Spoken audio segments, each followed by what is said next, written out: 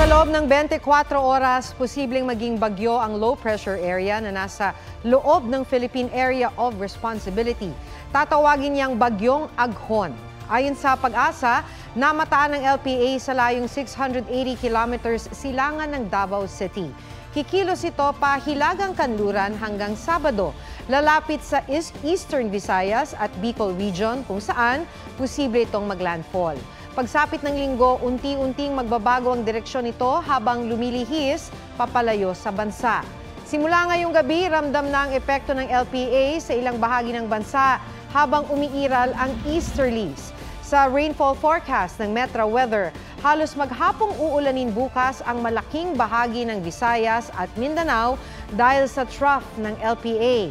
May pag-ulan din sa Northern at Central Luzon, Bicol Region, Mimaropa at Calabarzon dahil sa thunderstorms. Mataas din ang tsansa ng ulan bukas sa Metro Manila, lalo sa hapon. Huwag magpahuli sa mga balitang dapat ninyong malaman. Mag-subscribe sa GMA Integrated News sa YouTube.